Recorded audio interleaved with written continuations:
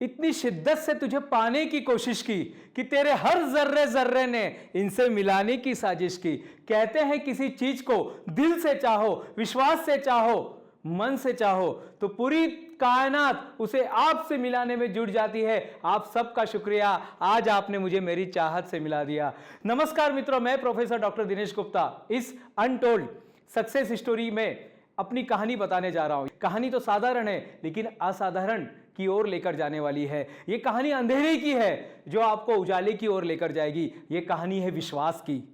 यह कहानी है विश्वास की। मित्रों, मैं मुंबई के महानगर, जो उप महानगर है कल्याण, वहां पर रहता हूं। मेरे पिताजी है कैंटीन का बिजनेस करते हैं, वो छोटा कैंटीन चलाते हैं। कैंटीन चलाते चलाते उन्होंने मुझे और मेरे भाई और बहनों को उन्होंने पाला, लेकिन उनको पालने का जो स्टाइल था वो पूरी तरह से अलग था। वो जब भी हमें छुट्टी लगती थी, 7वीं 8वीं 9वीं, मुझे याद आ रहा है ये जो 3 साल थे, जब भी हमें छुट्टी लगती थी वो हमें छुट्टियों में किसी ना किसी स्किल सीखने के लिए हमें भेज देते थे। कभी हमें टेलरिंग सीखने के लिए भेजते थे, कभी हमें सोनार का काम करने सीखते थे, कभी हम जो हार है, जो हार बनाते हैं हम भगवान के लिए, गजरा बनाते हैं, कभी वो सीखने के लिए भेजते थे, कभी हमें छतरी बनाने के लिए सीखते थे। इसी तरह से हम लोग का जो बचपन इसी तरह से गया, हम भाइयों का।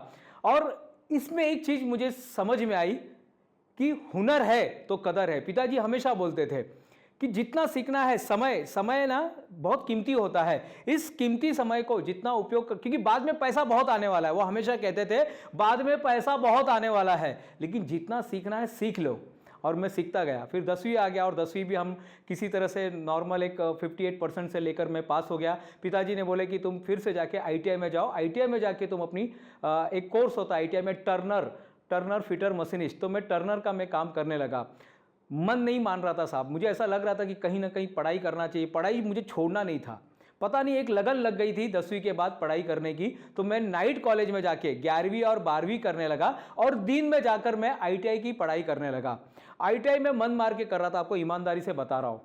लेकिन एक सर वहां पर आए और उस सर ने उस बात को बदल दिया। कहते हैं ना कि 1 मिनट में जिंदगी नहीं बदलती है साहब, मैं मानता हूं 1 मिनट में जिंदगी नहीं बदलती है, लेकिन 1 मिनट में जो आप डिसीजन लेते हैं, जो निर्णय लेते हैं, वो निर्णय हमारी जिंदगी को बदल देता है। जो काम मैं मन मार के कर रहा था, जिस तरह से आज मैं आपके सामने आया हूं, इसी तरह से काले कोट में एक सर आए थे, मुझे उनका नाम याद नहीं है, लेकिन वो बात आज भी याद है। उन्होंने कहा था, स्कूल में पढ़ने वाला हर लड़का, इस पृथ्वी का हर स्टूडेंट डॉक्टर इंजीनियर नहीं बन सकता है। आप लोग एग्री है? हर लड़का डॉक्टर इंजीनियर नहीं बन सकता है, लेकिन देखिए, याद बहुत ध्यान से सुनिएगा, लेकिन हर लड़का, हर स्टूडेंट अपने अपने क्षेत्र में डॉक्टर इंजीनियर बन सकता है। किसने रोका है? आप अपने क्षेत्र के डॉक्टर इंजीनियर बन सकते हैं साहब। अगर आप पढ़ाते होंगे तो पढ़ाई में आप डॉक्टर बन सकते हो, अगर आप शिक्षक हो तो शिक्षक के आप डॉक्टर बन सकते हैं, लेखक हो लेखक के डॉक्टर बन सकते हैं, आप जो भी काम करते होंगे उसके आप डॉक्टर बन सकते हैं, बस डॉक्टर इंजीनियर बन सकते हैं। और इसी लाइन ने मेरी ज़िंदगी को बदल दिया। इसके बाद ITI में जब मैं पढ़ाई कर रहा था तो ITI के बाद फिर मैं डिप्लोमा का मैं सर्च करने लगा कि ITI के बाद डिप्लोमा नाम का एक कोर्स होता है। उन्होंने, सर ने ये भी बात कही कि ITI के बाद बहुत सारे अलग अलग कोर्सेस होते हैं। ITI आपका अंत नहीं है साहब, ये एक शुरुआत है, इसको आप शुरुआत में लीजिएगा। और फिर उसके बाद मैं डिप्लोमा में गया। डिप्लोमा में जब मैं एडमिशन, यहाँ से 11वीं 12वीं भी मेरा पूरा हो गया और मेरा ITI भी पूरा हो गया। और उसी के बाद अप्रेंटिसशिप करते हुए मैं डिप्लोमा में गया। डिप्लोमा का फर्स्ट ईयर मैं आपको बताना चाहता हूँ मित्रों, जब मैं एडमिशन के लिए गया था तो सबसे नीचे मेरा नाम था, सबसे नीचे आखिरी में मेरा नाम था। और मैं भगवान से मना रहा था कि हे भगवान, मेरा डिप्लोमा में एडमिशन करा दे। भले ही मुझे पता नहीं कैसे होगा डिप्लोमा मेरा, मुझे नहीं पता था मैथ्स कैसे होगा, साइंस कैसे होगा, मुझे कुछ भी पता नहीं था। बस मुझे इतना विश्वास था कि ये होगा। इसलिए मैंने आपको स्टार्टिंग में ही कह दिया था, ये विश्वास की कहानी है। जब मैं फर्स्ट सेमिस्टर में, मेरा कैसे भी एडमिशन हो गया, वहाँ पर एडमिशन होने के बाद फर्स्ट सेमिस्टर कुछ समझ में नहीं आया, सेकेंड सेमिस्टर कुछ समझ में नहीं आया, थर्ड सेमिस्टर में मेरा आखिरी चांस था पेपर देने का। सब्जेक्ट मेरे रुक जाते थे, बहुत सारे सब्जेक्ट मेरे रुक गए थे। और मैं, हमारे एक पाटिल सर थे जो फिजिक्स पढ़ाते थे, मैं उनके पास गया और उन्होंने मुझे एक बात बोली। मैंने बोला, साहब सर ये बार बार मैं ये सब्जेक्ट में मेरे क्लियर नहीं हो पा रहे, मुझे थोड़ा कुछ गाइडेंस कीजिए ना। तो उन्होंने एक बहुत अच्छी कहानी बताई और उन्होंने कहा,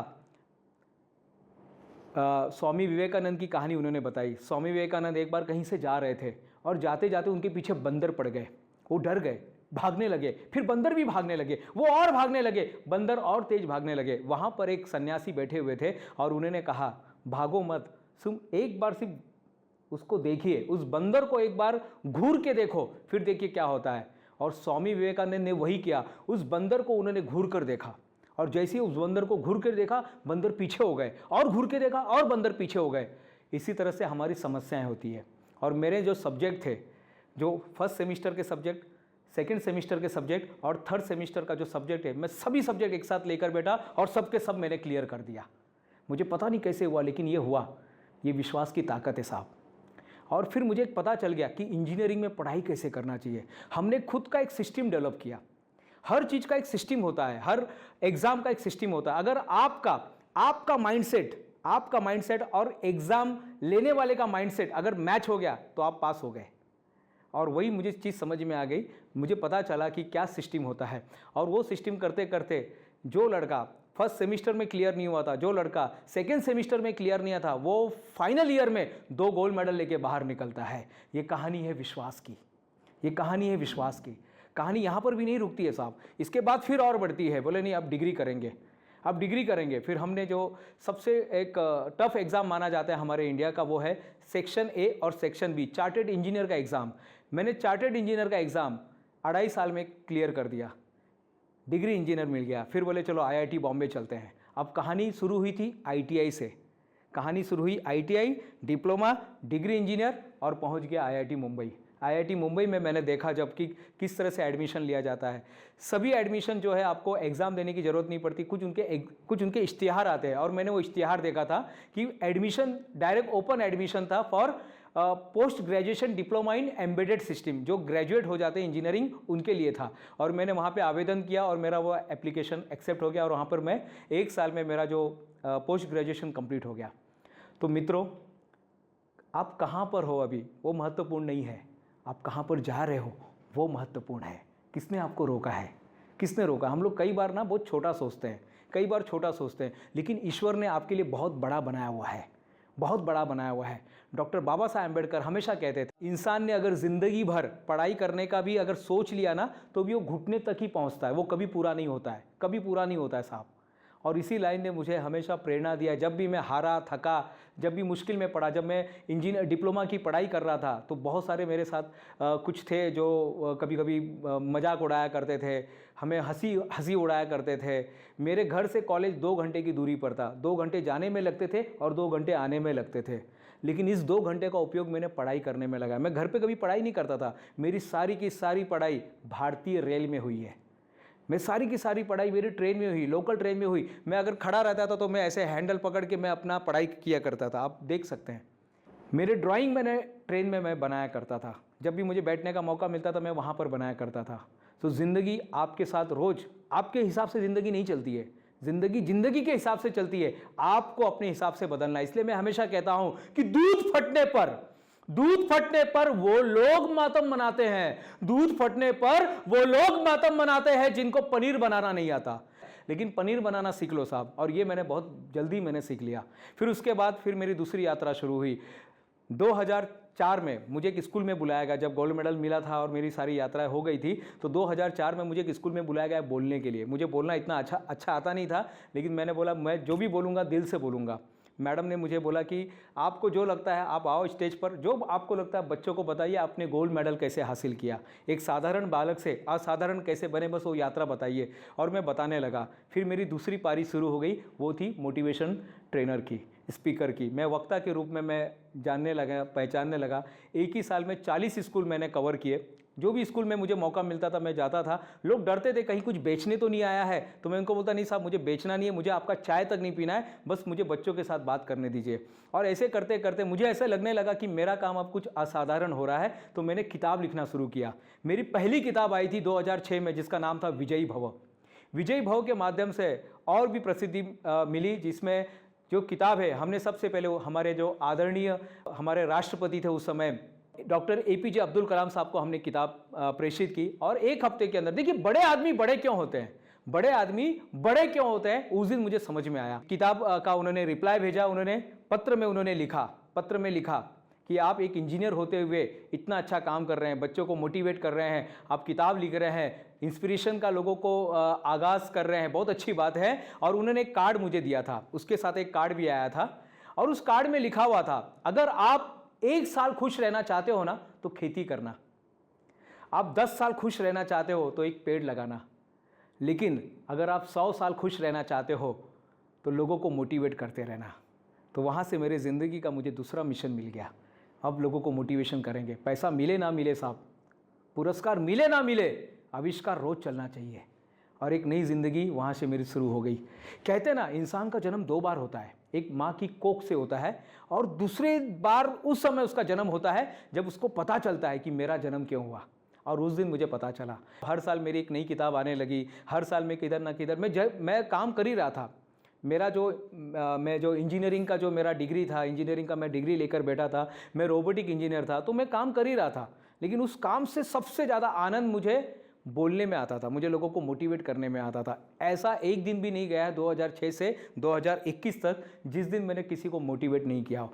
कम से कम मेरा ज़िंदगी का लक्ष्य कम से कम एक आदमी को तो मोटिवेट करने का, या तो फ़ोन पे कीजिए, या तो सामने कीजिए, या तो पब्लिक में कीजिए, या तो ट्रेन में कीजिए, जहाँ पर भी मौका मिलता है। और याद रखिए, जब इंसान मौके की तलाश करता है ना तो उसको मौके मिल जाते हैं। और मैंने अपनी ज़िंदगी से एक चीज़ मुझे समझ में आई है। लोग बोलते हैं ना, साहब माझ्याकडे क्या है, मेरे पास कोई अवसर नहीं है, मेरे पास कोई अवसर नहीं है। मैं आपको बताना चाहता हूँ, ज़िंदगी आपको रोज़ 4 नए मौके देते हैं। ज़िंदगी आपको रोज़ 4 नए मौके देते हैं। लेकिन क्या रहते हैं, हम लोग अंधेरे में रहते हैं, हम लोग बेहोशी में रहते हैं, हमारे आंखें बंद रहते हैं, हम देख नहीं पाते हैं। कोरोना में बहुत से लोगों को लगा रहे सब कुछ खत्म हो गया है, लेकिन मैं आपको बताना चाहता हूँ, इसी कोरोना में बहुत से लोग टूट गए। मानता हूं मैं, इसी कोरोना में बहुत से लोग टूट गए, लेकिन इसी कोरोना में बहुत से लोगों ने रिकॉर्ड तोड़ दिया साहब, बहुत से लोगों ने रिकॉर्ड तोड़ दिया। तो हम कहां पर जा रहे हैं? तो मेरी दूसरी इनिंग जो शुरू हुई वो था मिशन, जो मेरा जो मोटिवेशन का काम शुरू हो गया। मैं हमेशा लोगों से कहता हूं, इंसान 2 तरीके के काम करता है। एक काम करने से ना हमारा पेट भरता है, एक काम करने से हमारा पेट भरता है साहब, लेकिन एक काम करने से ना रात को नींद अच्छी आती है। मैं जो इंजीनियरिंग में काम कर रहा था, इंजीनियरिंग क्षेत्र में मेरा जो योगदान दे रहा था, अलग अलग कंट्री में जाकर, अलग अलग क्षेत्र में जाके, अलग अलग देश राज्यों में जाकर मैं जो अपने सर्विस दे रहा था, उससे मेरा पेट भर रहा था। लेकिन मुझे रात को नींद कब आती थी मालूम है? जब मैं लोगों को अपना जो मेरा पैशन है बात करना, जब इस विषय पर जब मैं बात करता था तो मुझे रात को नींद अच्छी आती थी। ये चीज़ है। फिर 2011 में एक इंसिडेंट हुआ मेरे साथ। मुझे जाना था स्विट्ज़रलैंड जाना था। मैंने कुछ पैसे, क्योंकि स्विट्ज़रलैंड जाने के लिए आपको ना डॉलर अपने पास रखने पड़ते हैं, तो मैंने एक एजेंट को मैंने पैसे दिया 80,000 रुपया, और वो लेके भाग गया। फिर मैं डिप्रेशन में थोड़ा सा चला गया, मुझे बहुत बुरा होने लगा कि अरे यार क्या हो गया, मेरे साथ ऐसा क्यों, मेरे साथ ऐसा क्यों, भगवान इतना निर्दयी ऐसा कैसा है, मेरे साथ ऐसा क्यों कर दिया। मैंने कैसे कैसे करके पैसे जमा किए थे 80,000, और वो आदमी लेके भाग गया। बोले जो करना है करो, मैं नहीं दूंगा। अब मैं 2-4 दिन मुझे बहुत बुरा लगा, लेकिन फिर अपने आप को मैंने तैयार किया, अपने आप को इस परिस्थिति से हमने बाहर निकाला, इस परिस्थिति से हमने अपने आप को बाहर निकाला। देखिए, रोज़ आपके साथ कुछ ना कुछ घटनाएं होने वाली है, रोज़ आपके साथ कुछ ना कुछ होगा, लेकिन कितना जल्दी आप उसको ओवरकम करते हो ये महत्वपूर्ण है। यहाँ पे सबके साथ कुछ ना कुछ घटनाएं हो रही है, हर इंसान के साथ यहाँ पे कुछ ना कुछ बुरा हो रहा है, लेकिन उस बुराई से आप कितना जल्दी बाहर निकलते हो ये इंपॉर्टेंट है। जिस तारीख को मुझे स्विट्जरलैंड जाना था, उस तारीख को मैं एक इंजीनियरिंग कॉलेज में मैं पढ़ाने लगा था। उसी तारीख को 24 जून 2011 मेरी ज़िंदगी का बहुत इंपॉर्टेंट दिन है। 24 जून 2011 को मैं पालघर के एक engineering college, Saint John engineering college में मैं पढ़ा रहा था। वहाँ पर मैं एक प्रोफेसर मैं बन चुका था इंजीनियरिंग कॉलेज। ये मेरा एक तीसरा अध्याय शुरू हो गया था। तो ज़िंदगी में जो कुछ हमारे साथ बुरा होता है ना, उसके पीछे एक अच्छाई देखने का देखिए, उसके पीछे अच्छाई क्या हो सकती है। और एक अच्छा क्या हुआ, वो आदमी 80,000 लेके तो भाग गया, लेकिन उससे मैंने 1.5 लाख रुपए बना लिए। अब कैसे? मैंने किताब लिखी, किताब का नाम रखा मैं ईश्वर बोल रहा हूँ। 12 तारीख को 12वां महीना 2012 को 12:12 को 1212 कॉपी ये हमने पूरा बना के लिम्का बुक ऑफ रिकॉर्ड के लिए हमने अप्लाई किया। लिम्का ने उसको रिजेक्ट कर दिया। कोई बात नहीं साहब, लिम्का ने उसको रिजेक्ट कर दिया, बोले नहीं ये इवेंट नहीं, हमने एक्सेप्ट नहीं करेंगे, क्योंकि ये 12 हमको नहीं समझ में आ रहा है, रिजेक्ट कर दिया। कोई बात नहीं। फिर मैंने दूसरी बार ट्राई किया, फिर रिजेक्ट, तीसरी बार ट्राई किया, फिर रिजेक्ट, चौथी बार ट्राई किया, फिर रिजेक्ट, 5वीं बार ट्राई किया, फिर रिजेक्ट। फिर 2017-18 मैं ट्राई किया, फिर रिजेक्ट हो गया। मैंने पूछा मैडम आप, मैं लिम्का बुक ऑफ रिकॉर्ड में 2011 से अप्लाई कर रहा हूँ, 11, 12, 13, 14, 15, 16, 17, 18, इतना साल हो गया, मेरा अभी तक नंबर नहीं आया, क्यों? तब उन्होंने बताया, बोले आप जो अप्लाई करते हैं ना, छोटे साधारण अप्लाई करते हो, कुछ तो भी हमें बड़ा चाहिए, लिम्का बुक ऑफ रिकॉर्ड में जाने के लिए कुछ बड़ा करना पड़ेगा। मैं बोला आप ही बताओ, मैं चैलेंज लेने को तैयार हूँ। बोले ऐसा हम बताते नहीं, लेकिन चलो आप इतने सालों से आप अप्लाई कर रहे हैं तो आपको ड्राइंग बनाना है। मैं बोला कौन सा ड्राइंग बनाना है? बोले आपको लोगों का चेहरा बनाना है, आपको पेड़ पौधे फूल बनाने हैं, लेकिन इंजीनियरिंग ड्राइंग नहीं बनाना है, जो आपका प्रोफेंसी है वो नहीं बनाना है, बाकी सब बनाना है। तो मैं बोला चलो ठीक है। अर्जुन माछीवाले मेरे एक मित्र थे, मुझे ट्रेन में मिले थे। मैंने कहा अर्जुन भाई, मुझे ये आपसे ना, आप बहुत अच्छा लोगों को ड्राइंग सिखाते हैं, मुझे ड्राइंग सीखना है। तो बोले ठीक है, आप मेरे पास 2 घंटे हैं, 2 घंटे में आप आ जाओ मेरे साथ, मैं आपको सिखा दूंगा। तो फिर मैं जब उनके घर पे गया तो उन्होंने बोला कि क्या खाओगे? बोलो वेज क्या नॉन वेज? मेरा नहीं साहब, मुझे कुछ खाना नहीं है, बस मुझे सीखना है। बस मेरे अंदर एक भूख लगी थी सीखने की, मुझे खाने की भूख नहीं थी, मुझे सीखने की भूख थी। क्योंकि मैंने आपको पहले भी बताया, जो इंसान सीखता है वो जीतता है, और उन्होंने मुझे सिखाया, अर्जुन माछीवाले ने मुझे सिखाया। उस चैलेंज को एक्सेप्ट करने के बाद 5 अप्रैल 2019 को मैं बैठा, 24 घंटे में 415 चित्र बनाकर मैंने लिम्का बुक ऑफ रिकॉर्ड में अपना नाम दर्ज करा लिया। लिम्का बुक ऑफ रिकॉर्ड ने उसको 2019 में उसका नाम उन्होंने ऑलरेडी उसको ले लिया है, एक्सेप्ट कर लिया है। तो ये थी रिकॉर्ड बनाने की कहानी। आध्यात्मिक हर इंसान को, आप जो भी बनना चाहते हो, मुबारक हो तुमको, तुम जो बनो, मुबारक हो तुमको, तुम जो बनो, लेकिन सबसे पहले नेक इंसान बनो। क्योंकि एक अच्छा इंसान एक अच्छा इंजीनियर बनेगा, एक अच्छा इंसान एक अच्छा यूट्यूबर बनेगा, एक अच्छा इंसान एक अच्छा बिजनेसमैन बनेगा, एक अच्छा इंसान एक अच्छा शिक्षक बनेगा। तो आपको अच्छा इंसान बनने के लिए आपको आध्यात्मिक यात्रा की शुरुआत करनी पड़ेगी। जिसको भी आप मानते होंगे, मानना शुरू कर दीजिए साहब। आपकी ज़िंदगी में आपका माइंडसेट सब कुछ होता है। मैंने ज़िंदगी में जो कुछ मुझे मिला, मैंने उसको स्वीकार किया। आपकी ज़िंदगी में बहुत कुछ होंगे साहब, बहुत कुछ होगा। लोग आपको गाली दे के जाएंगे, लोग चिल्ला के जाएंगे, ये बोल के जाएंगे, वो बोल के जाएंगे, ये ऐसा नहीं होता है, वैसा नहीं होता है। लेकिन साहब अपना माइंडसेट कर दीजिएगा, आपको क्या चाहिए। दूसरा, एक्शन लेना शुरू कर दीजिएगा। जो भी है, ये वीडियो देखने के बाद अगर आज आपने एक्शन ले लिया, जो आप करना चाहते हो एक्शन लीजिए साहब। आप IAS ऑफिसर बनना चाहते हैं, MPSC का क्लियर करना चाहते हो, आप जो भी करना चाहते होंगे एक्शन लीजिएगा। और तीसरा, विश्वास रखिए, ईश्वर ने आपके लिए बहुत ज़बरदस्त प्लान किया हुआ है। ये जो कुछ हो रहा है ना साहब, ये जो कुछ हो रहा है, ये सब कुछ सिर्फ और सिर्फ आपके लिए हो रहा है, आपके लिए हो रहा है। जो कुछ हो रहा है यहाँ पर सब आपके लिए हो रहा है।